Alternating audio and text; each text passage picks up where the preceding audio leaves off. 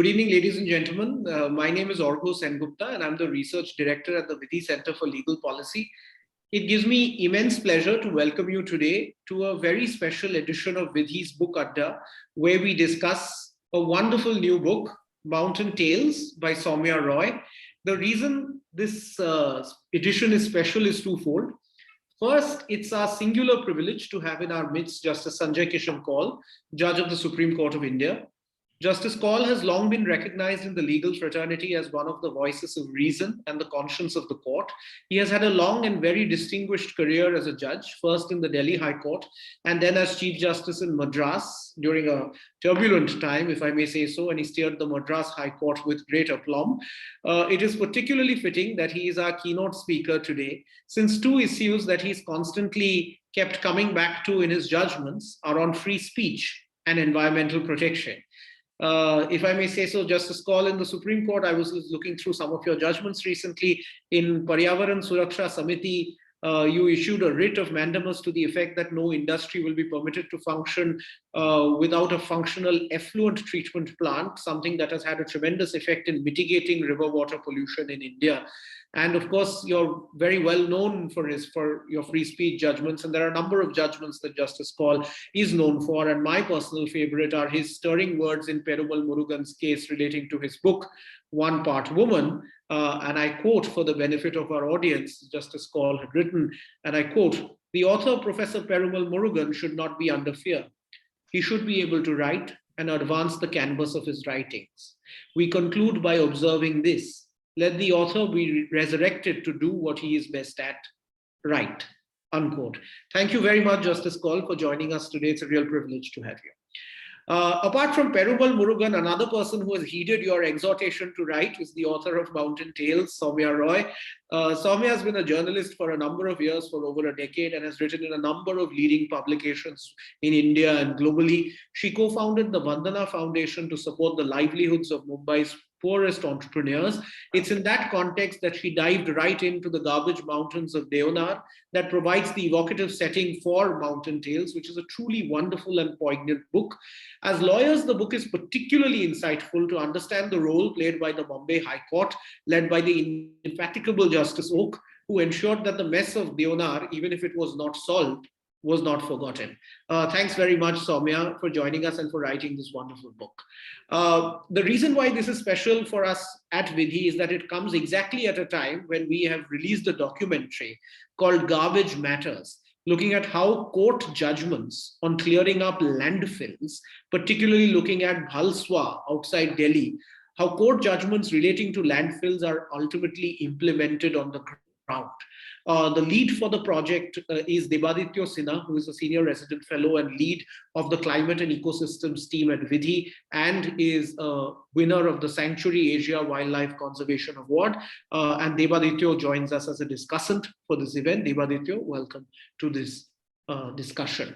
For the format, for the audience, thank you very much for joining us for what promises to be an insightful discussion. We'll first have Justice Kaul giving us a keynote address for 10 to 15 minutes, and then we will use that as a stepping stone for a discussion bringing Saumya and Deb in. We'll also be taking some questions from the audience, so if you do have questions, please do write it in the chat box, and if we can, we certainly hope to take it at the end.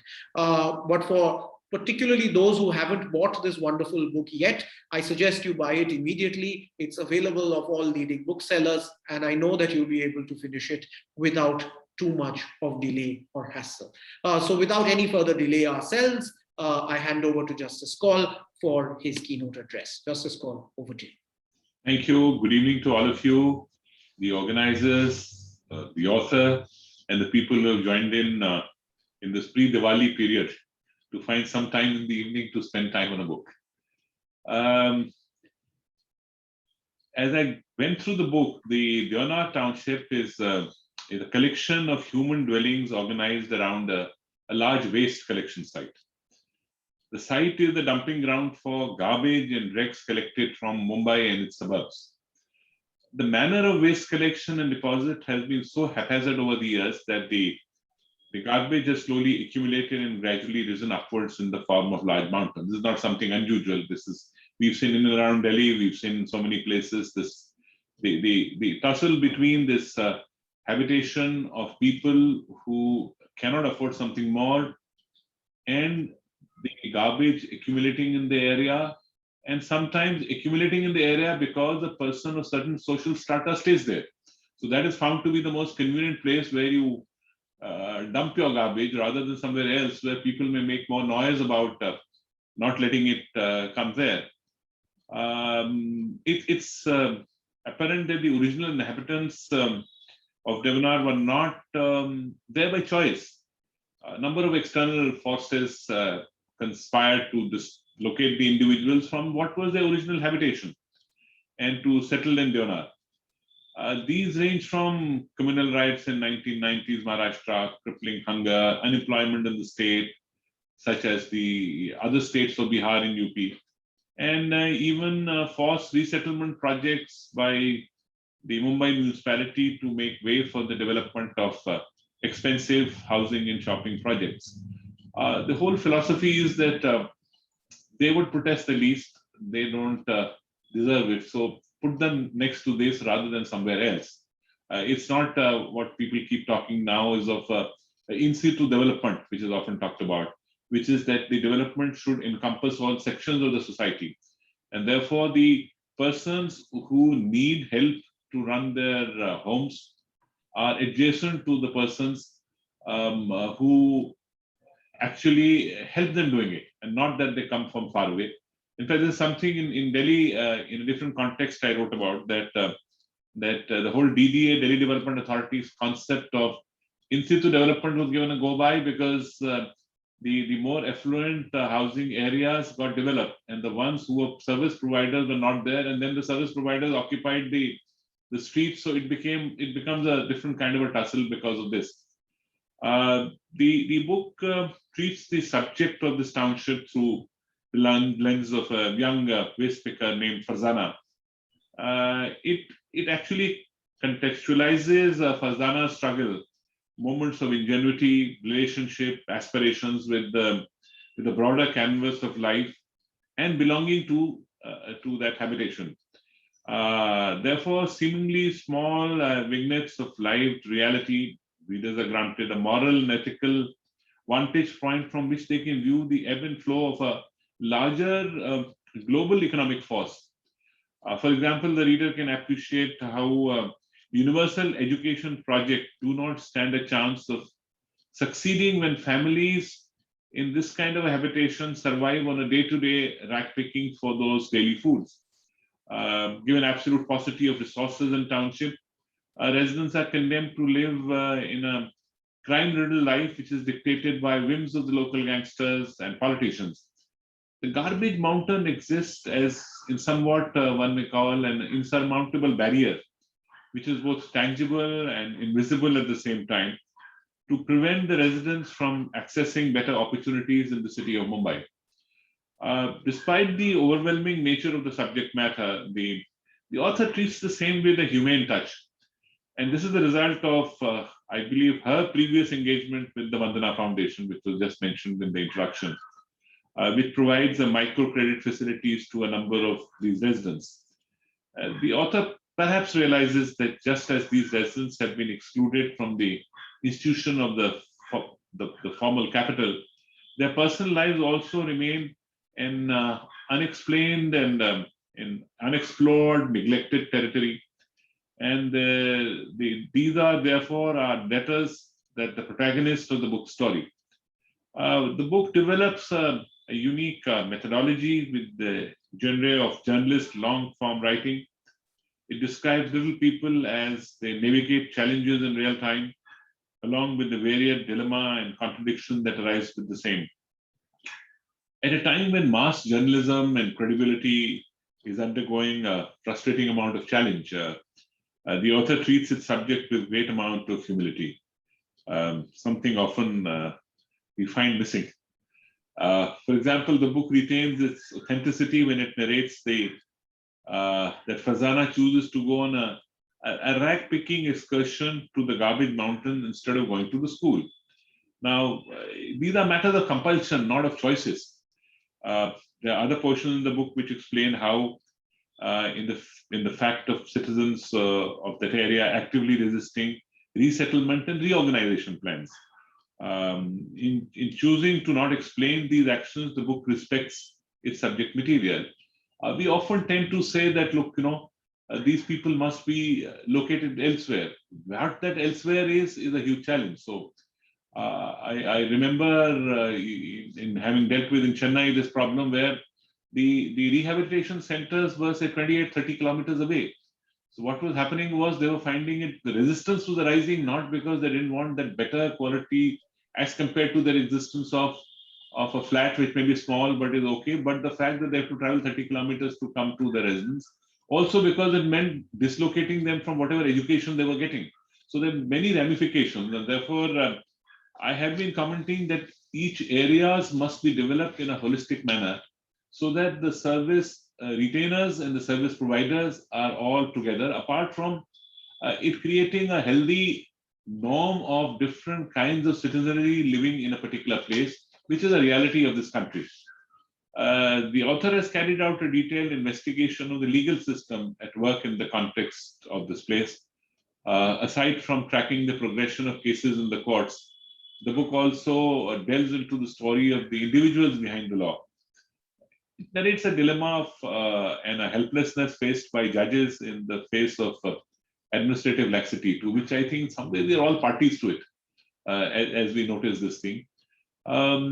Aspirations and troubles of public-spirited citizens such as Dr. Sandeep Rane, who see in the law the only available vehicle of change. So I would say the judge, sometimes you feel, why should everything come to the court?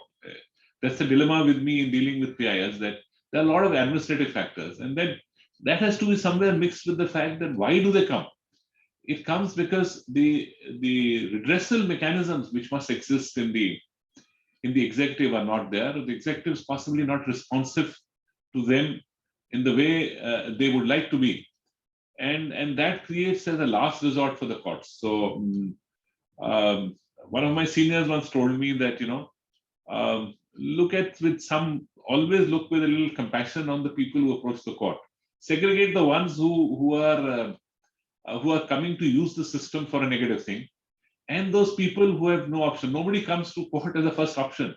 He will possibly try to work out his system, maybe get through the system somewhere. When he doesn't, he comes to court. And it's something which has always appealed to me, that if the man deserves 50, give him 51 for an individual, because he will lose faith in the system otherwise. He has very little faith in elsewhere. And the existence of our justification, I believe, is only this, that we should be able to provide that redressal to him. The environmental justice issue, taking that city towards the other side of Mumbai. So one side you have a glitz and glamour of the city. You have the existence of these people in Deonar, and existence in this city defined by consumption. Its inhabitants can guzzle unimaginable amount of food, electronic, clothes, and waste them, as most places do. And on the other hand, existence here where you exist to absorb the city's detritus. In a very moving anecdote, the book recounts how Deonar's denizens celebrate Diwali by distributing expired sweets that remain unsold in the city's shop.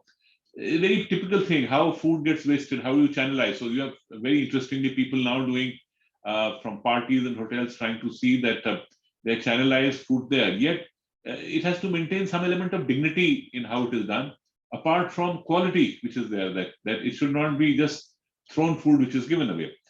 The constant absorption, however, has an extremely detrimental effect on Deonar's residents.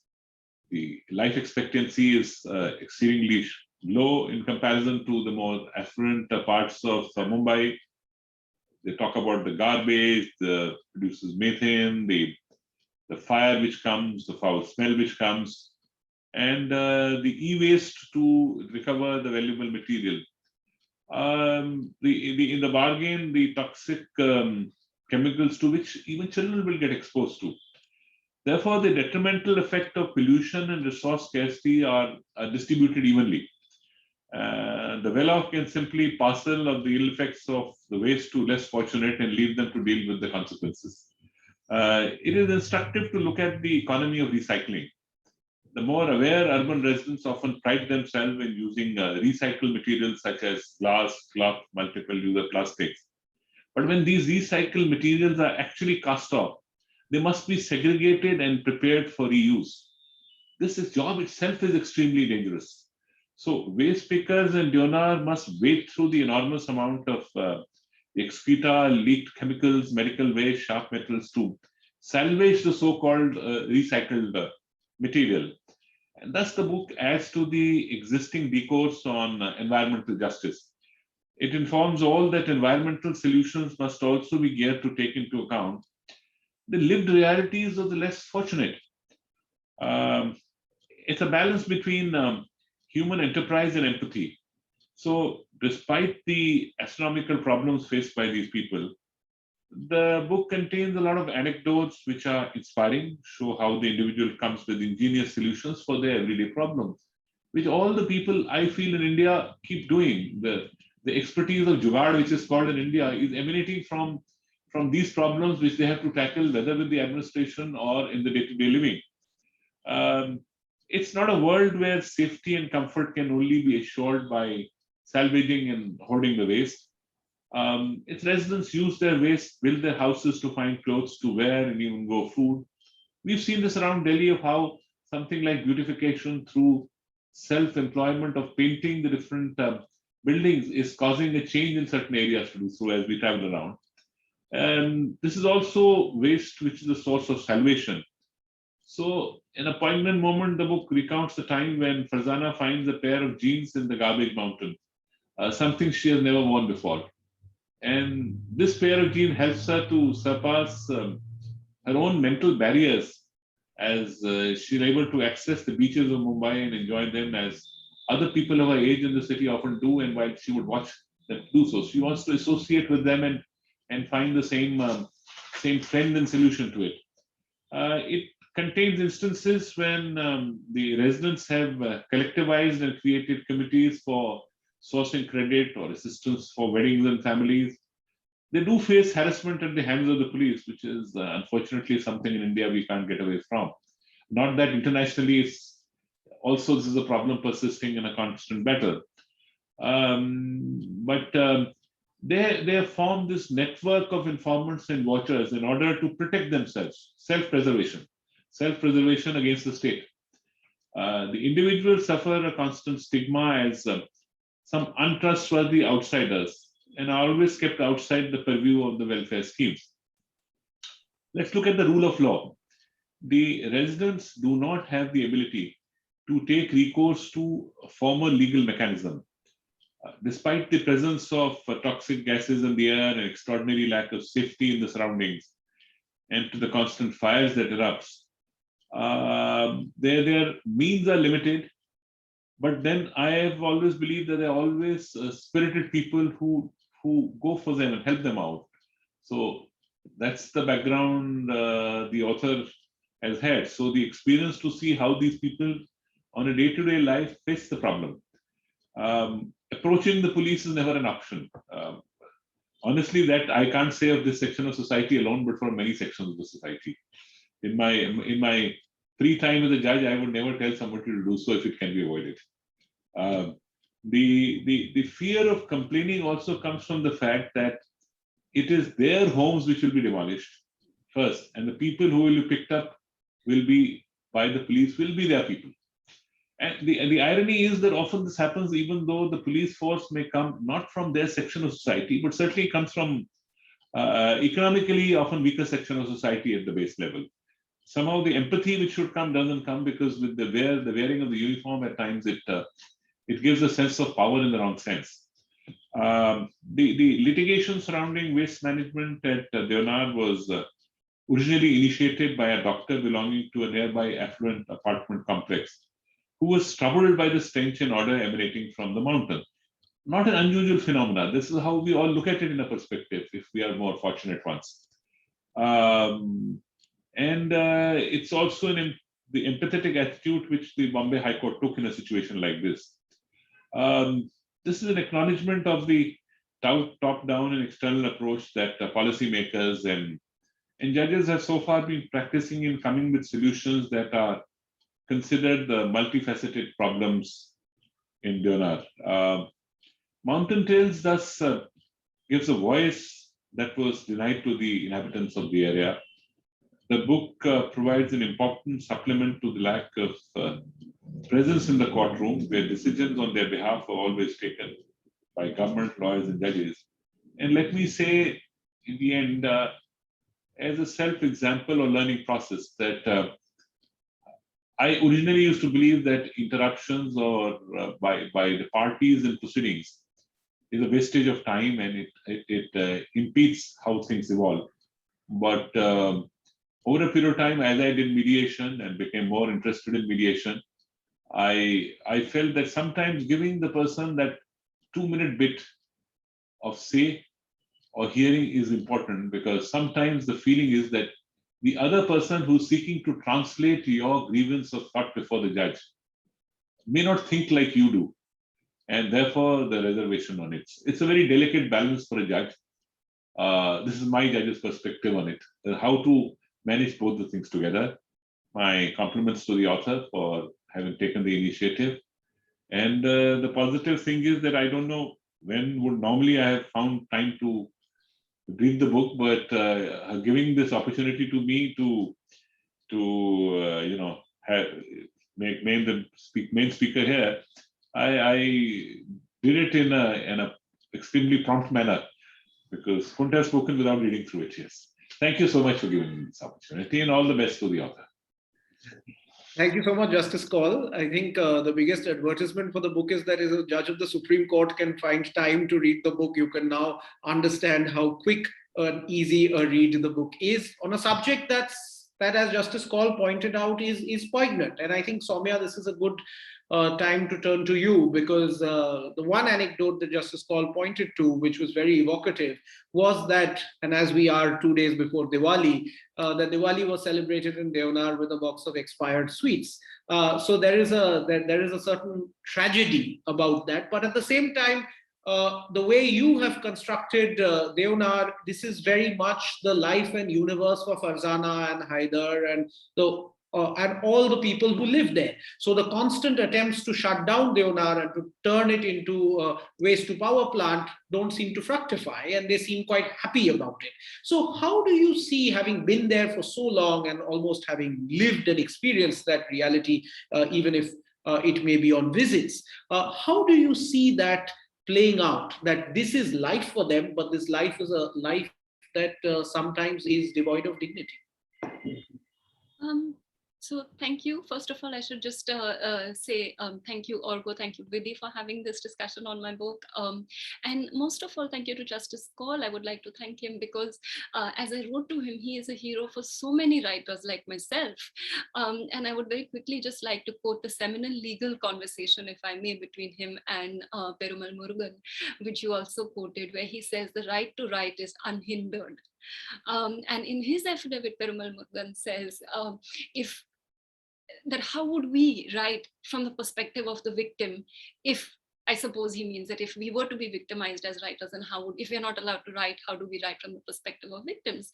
So if the right to write is unhindered, as Justice Kaul so famously said, and that we as writers look up to, what is the responsibility that comes with it?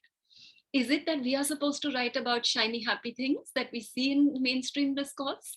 Are we also supposed to write about the tall, gleaming skyscrapers and the most expensive houses of the world, which are also in Bombay?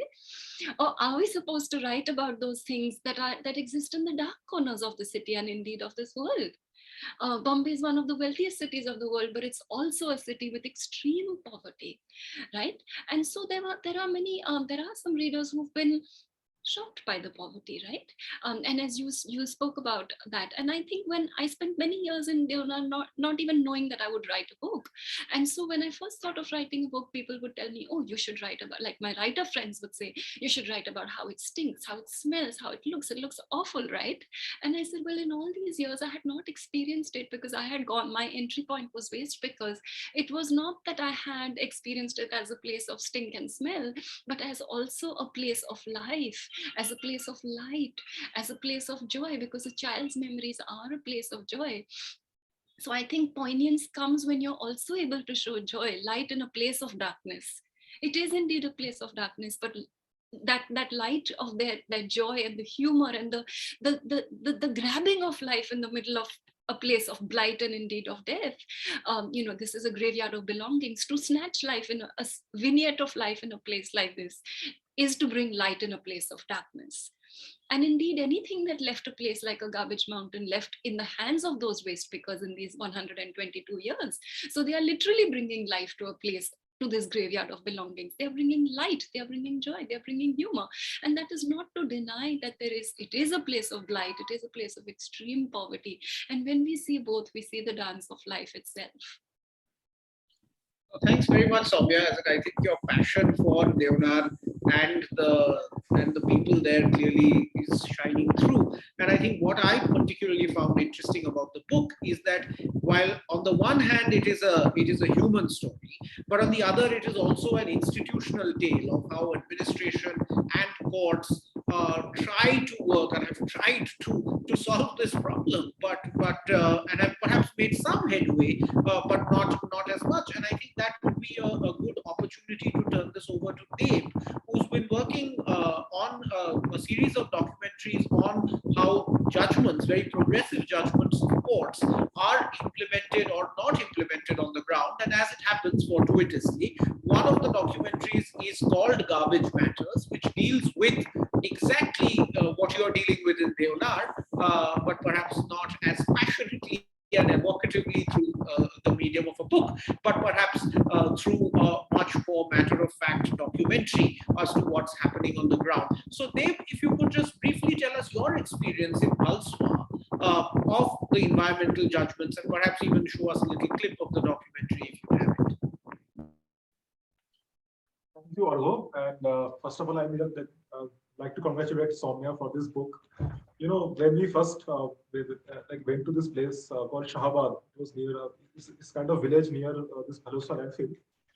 So we spent around 2 months just to understand, various issues, because there's when as a lawyer or when as a researcher we read papers, so it is not very clear, all these things happening on ground. And after 2 months, when we started to make the movie, it was one of the most difficult movie we have to make, because there are so many issues, so many human angle to it. And our first impression was that one movie is not enough, and within 15 minutes we cannot show entire thing. So that's why I say it's a wonderful job that you are able to write this entire, their perspective in a book. So coming to Arghya's question, our experience. So Arghya, when we went there, I think first time, you can say that because of the kind of harassment they have faced from different authorities, and we didn't know that thing, all those things. So we have to take help from a person who knew them, who is working for social upliftment of these people. So we went to Shawat dairy, this place, and we have to make several visits to make these people open up, at least talk to us. So to develop the trust. So when we when I entered this place, it was a different world. And before that visit, I could not imagine things which we think it is a waste. Okay, for example, the hair which we throw in the dustbin, that also they collect, and it is a value for them. And the entire village is around the landfill.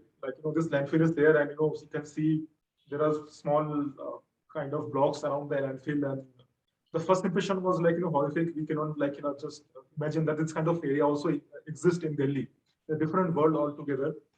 And one thing I just want to share the experience what we had. It was very smoky, because always this landfill is burning, and we can see there's a huge mountain. Children, people they're climbing the mountain, they are picking up stuff, and that's how we targeted our documentary. That what happens to the waste, where it lands, and what the consumer who generates the waste. And so I cannot even explain the kind of different struggles they have. But just one point I want to say, that this how this waste chain happens in Delhi. So it used to be completely based on rely on this waste workers who used to collect the waste from the households, collect the waste from these roads and different places, and they used to recycle it. And the waste out of waste, the thing which is called, you can say the residue of that, that used to go to the landfill.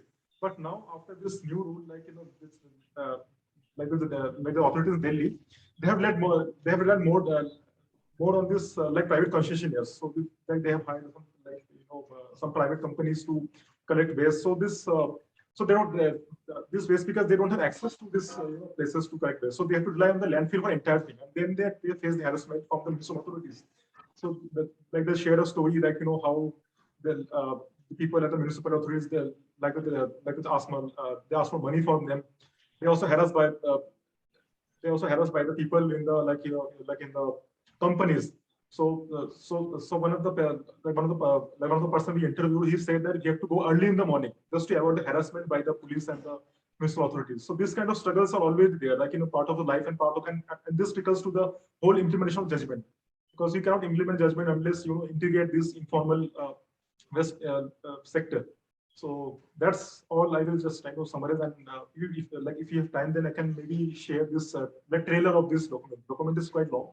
Maybe just if you can share it in 1 minute, and then we can just see that, and then I'll take that to Justice. Just as he's sharing the screen, as in I think this documentary is about 17 or 18 minutes long, but I think it covers exactly the same subjects that Saumya was talking about. Yeah, Dev, I think you have it on the screen. Are you able to hear it? Yes.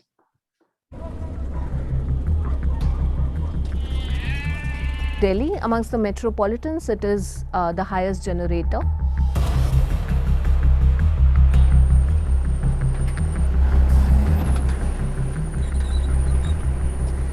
Now there have been so many judgments of the National Green Tribunal, then high courts, the lower courts. कानून लगाया भी तो अच्छे के लिए लगाया था, पर हुआ नहीं, ऐसा कुछ हुआ नहीं. The informal sector is responsible for a lot of the collection. Even when formal sector actors get contracts, they normally informally subcontract the informal sector. कावाड़िया काम में तो खतरा ही खतरा है. जो हम कूड़ा उठा रहे हैं, हमें कुछ नहीं मिल रहा है. Right, because they're doing a great service. They're rendering a huge service to society. If you want mass segregated waste, you must show that two waste streams are going to different places. So for citizens' action to succeed, you need the systems also in place. क्योंकि हम इतने modernise हो गए हैं कि हम भी कहते हैं this is a waste. We don't have time to do all this. वो जज जो सबसे सुप्रीम कोर्ट सबसे बड़ा है, उनका नहीं सुन रहे हैं, तो हमारे सुनेंगे? बिल्कुल भी नहीं सुनेंगे. Do you think MCD actually communicates with the citizens? I don't think so. If they had a decent awareness campaign telling people what happens to the waste and how the landfills are growing and how it becomes toxic, but most citizens don't know. And a lot of them don't care because they don't know.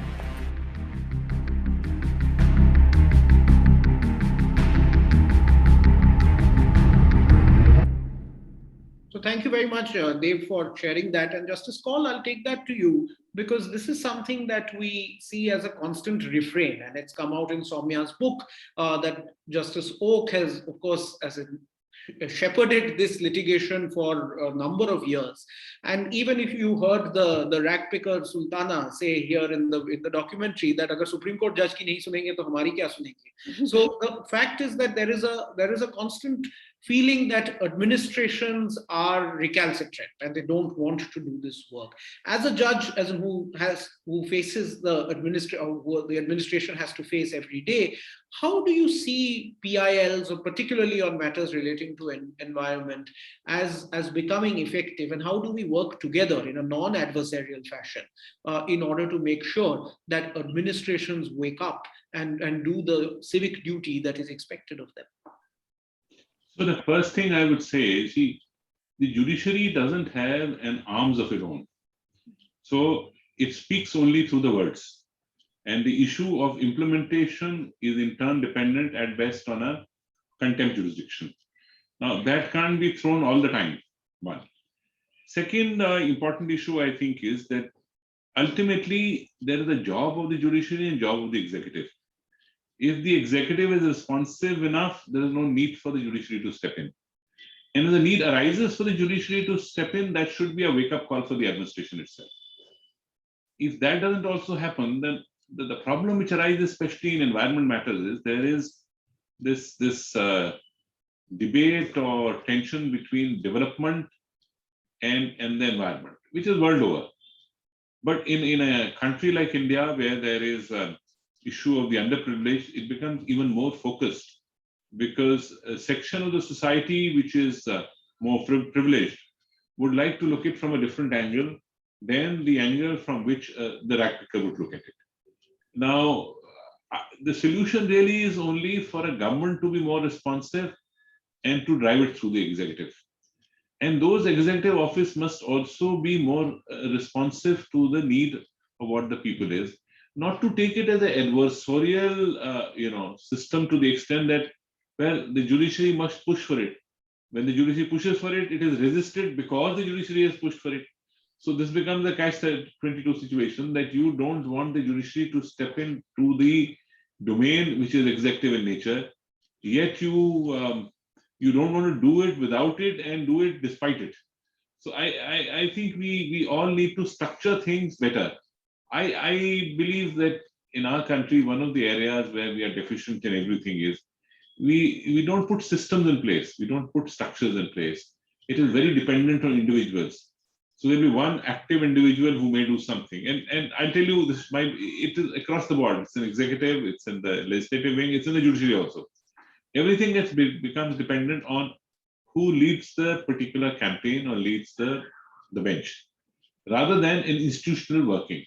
So I think the solution is to put institutions in place so that these issues get tackled at their own level, and the judiciary provides really an impetus if required. Yeah, I think Justice Kaul, that's really perceptive, because this is the catch-22 that PIL space, and many of us are complicit in sort of critiquing the courts for going too far. But if the executive continues to not work, then what is the judge supposed to do? And I think this is a problem that will persist as long as administrations don't listen to the people, their constituency.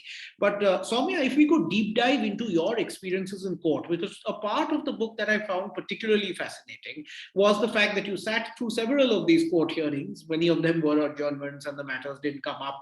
The MCGM kept asking for more time, and Justice Oak, I think it first started with Justice Chandrachud and then continued on to Justice Oak, both of whom are in the Supreme Court now, who continued hearing those petitions. And one aspect which I found quite revealing was the time in which Justice Oak stopped all construction in the city of Bombay, which is, I think, the only time when people sat up and took notice of Deonar. So could you tell us a little bit about your personal experience of seeing the courts function on this issue and what that meant to Farzana and Haider and everyone in Deonar?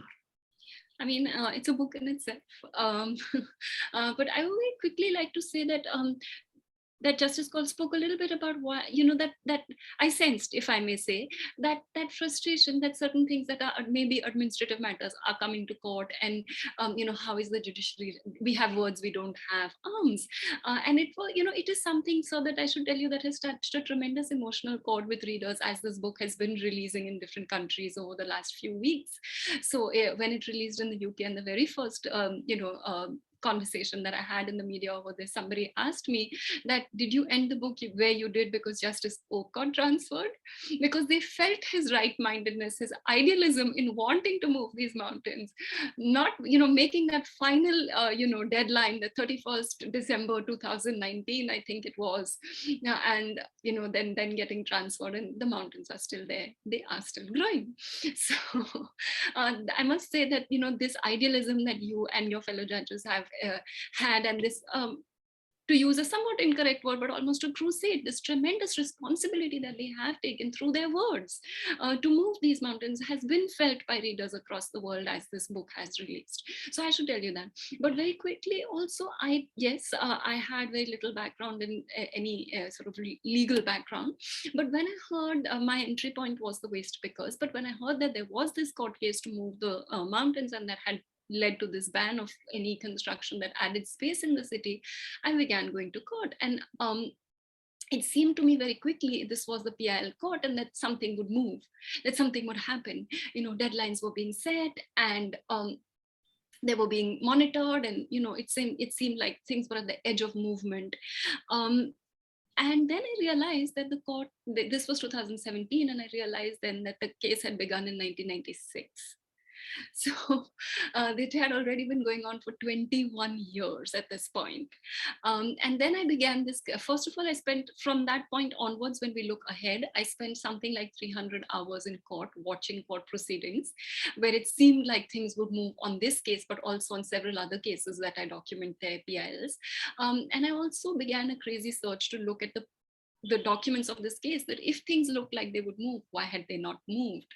And I saw that there were many great judicial luminaries who had presided over this case with a great sense of idealism, deadlines being set, are there lights, are there lights, can you get cameras, can you get a boundary wall? And every few months, that boundary wall is about to come, but it doesn't come. Lights that are about to come, and they don't come. You see these cycles of hope that get dashed every time. There's a waste to compost plant about to come, doesn't come. Waste to power plant about to come, doesn't come. And now a smaller waste to plant that is about to come in 2023. And really, how have the lives of the waste pickers changed?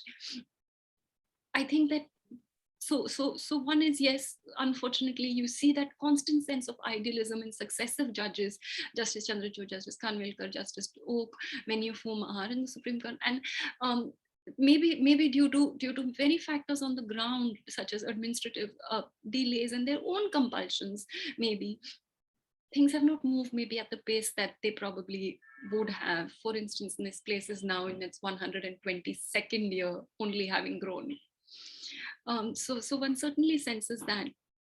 And then this love for a technocratic solution that you also spoke about. So even if a technocratic solution such as a brick and mortar plant were to come, what is the solution? What is the plan for these people who stay unheard in court and unseen in court? And I happen to hear they were completely unseen in court because they don't have the money to even get to court or to have any kind of representation. And so I happened to, the only reference that I saw to this was when Justice Oak spoke to law students once, and he said that it is docket exclusion and not docket explosion that ails our courts. That people like this who are vulnerable, marginalized, and not very wealthy are not really heard in court. So even if a waste to power plant were to come, what would it really mean for waste pickers is a conversation that I'm sure is worth having to some extent at least. No, and I think there are several ideas there to discuss, and perhaps one that comes foremost to my mind is perhaps the potential of virtual hearings that the Supreme Court has taken up with some degree of gusto. That at least virtual hearings can be used to directly get people from Deonar and other people who can't come to court every day because they are daily wage laborers and can't do this. But given the fact that, at least you alluded in your book, that most of them do have some smartphones of some kind, that perhaps that is an option to hear directly from them. Because what I was also struck by is how technocratic each of these solutions were, and that each of these solutions were actually never coming up. And part of the reason was perhaps that there was no one there who was telling the judges of that experience. So perhaps that's an idea, Justice Kaul, that we could think of PIL petitioners, not petitioners, but the actual parties being represented in some form virtually.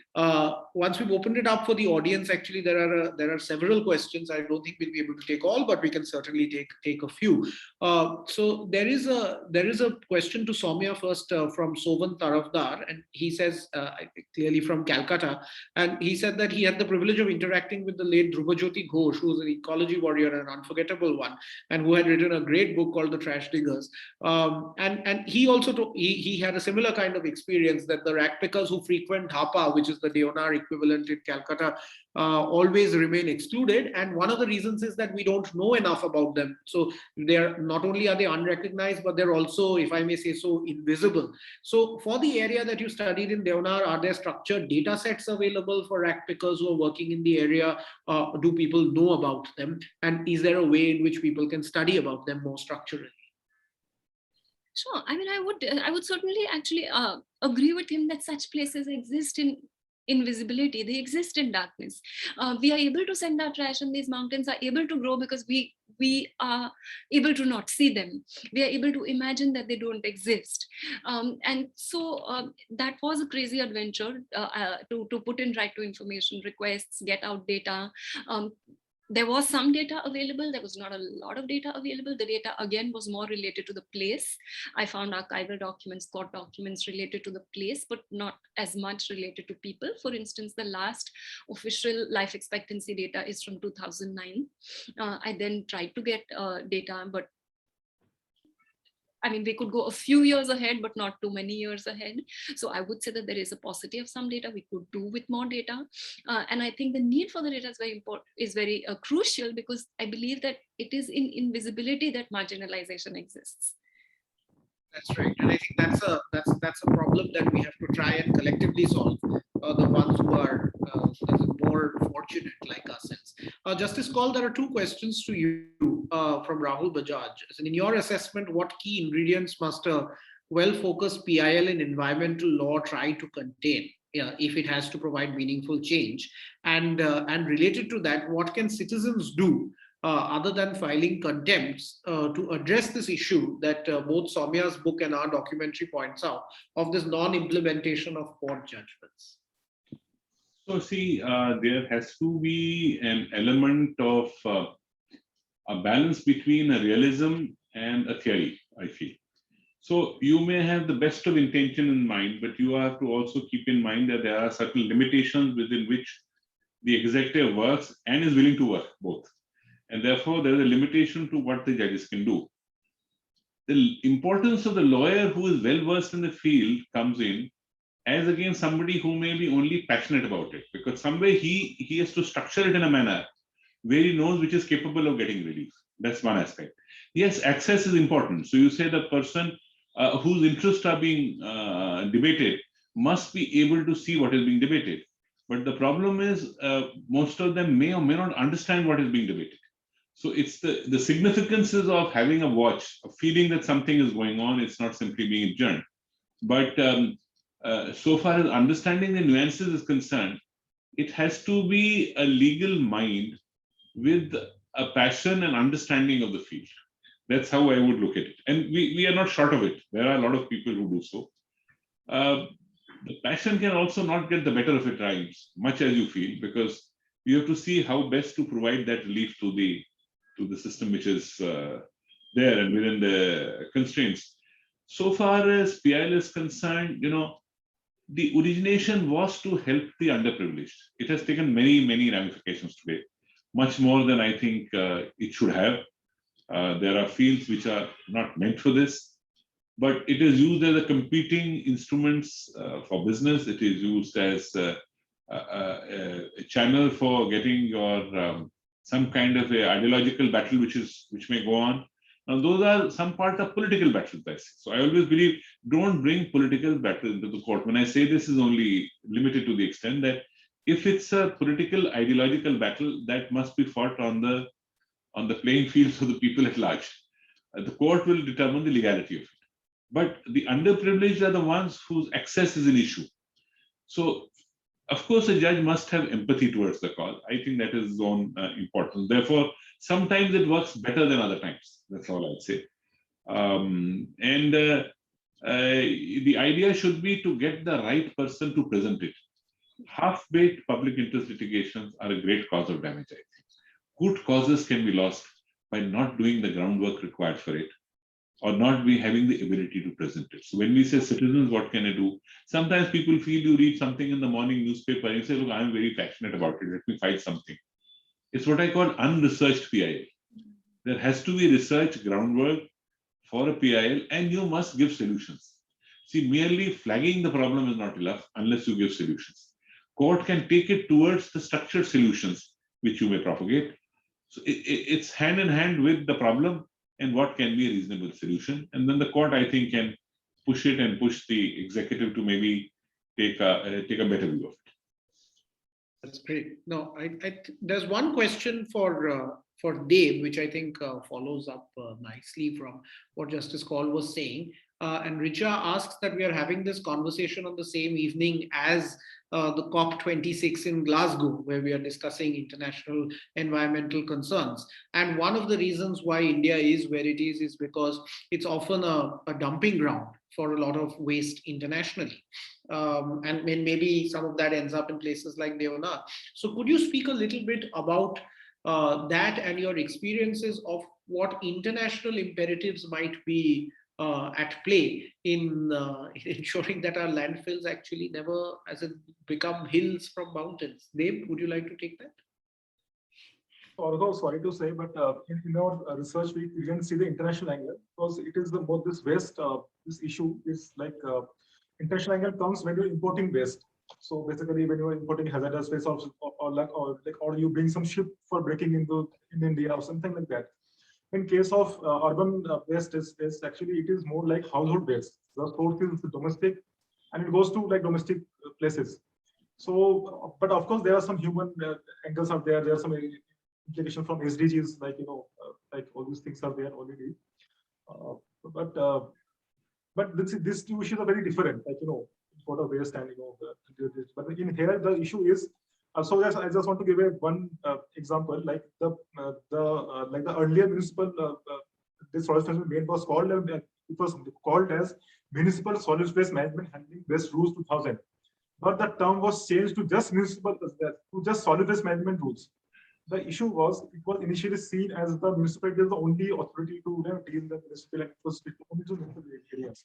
But now the latest rules, solid waste management rules, it extends beyond the municipal areas. It goes to even the defense establishment. It goes to the even shipbreaking yards in the coastline.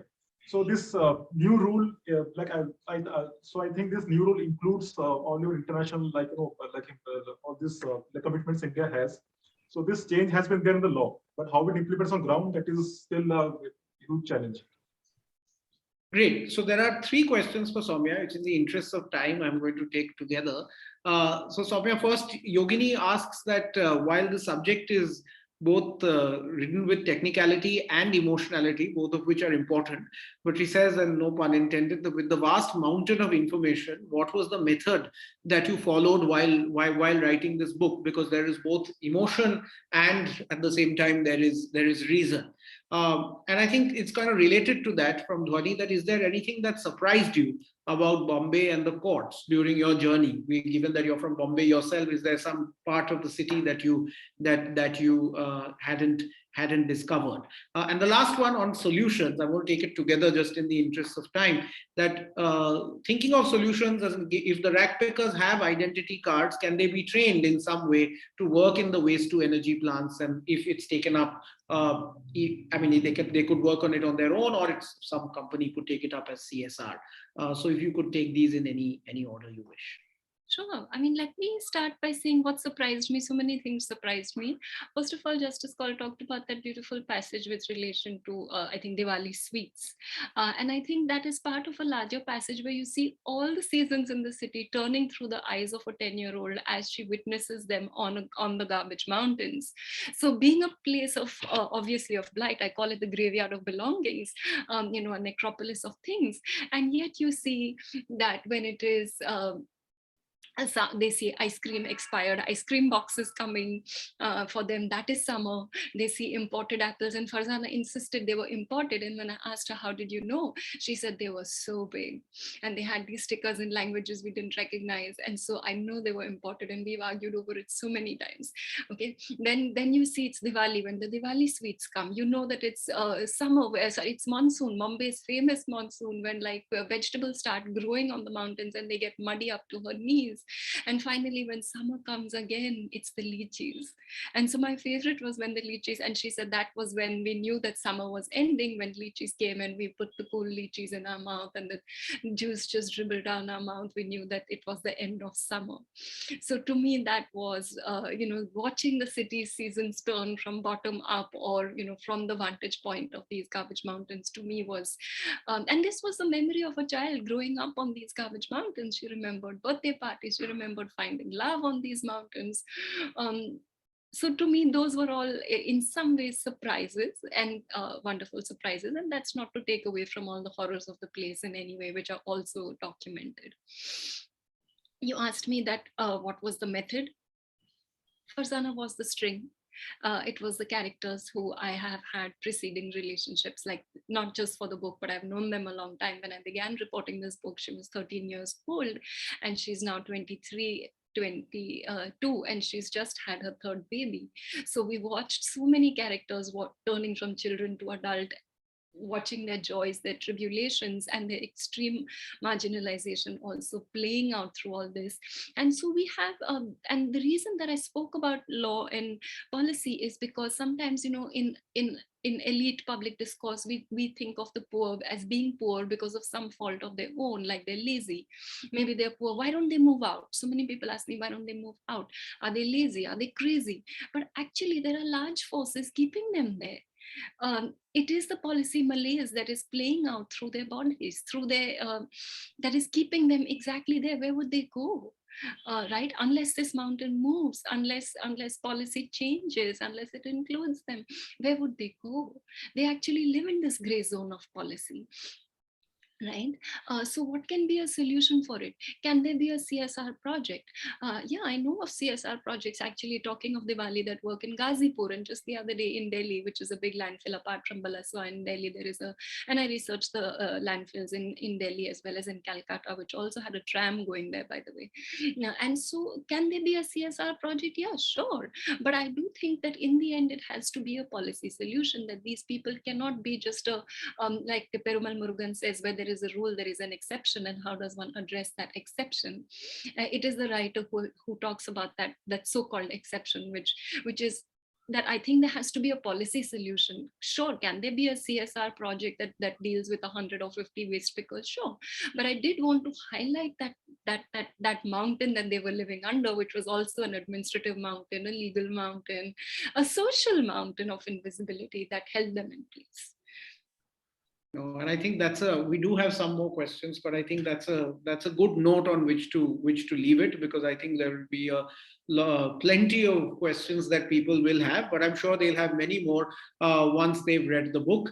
And so I would once again like to thank Justice Kaul for gracing this occasion with his presence and finding time to read this book in such quick time, and also coming to this discussion today. To Saumya for writing this wonderful book. I don't think we would have been here.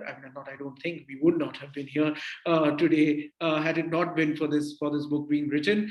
Dave for producing that wonderful documentary. We all do our work in different ways, and it's always directed towards this common goal of environmental justice for all. And as we go into Diwali, and I think this is what really captures what is so poignant about this book and makes it worth reading, and we give sweets to each other. We must know that the biggest joy that comes to those at Deonar is that they get a box of sweets that we've discarded because there were so many sweets on offer. And I think that's really what makes this book special, this discomfort, and it makes you feel that you want to do something. And thanks very much, Saumya, for writing this. And to the audience, thank you for coming and for asking these questions. I'm sure you'll enjoy the book as much, reading the book as much as I did reading it, and as much as Saumya did in writing it. So thank you very much. Have yourselves a very safe, happy, and cracker-free Diwali, and look forward to seeing you at future Vidhi events. Thank you, Justice Kaul. Thank you, Saumya. Thank you very much. Thank you. Thank you very much. Thank you. Good night.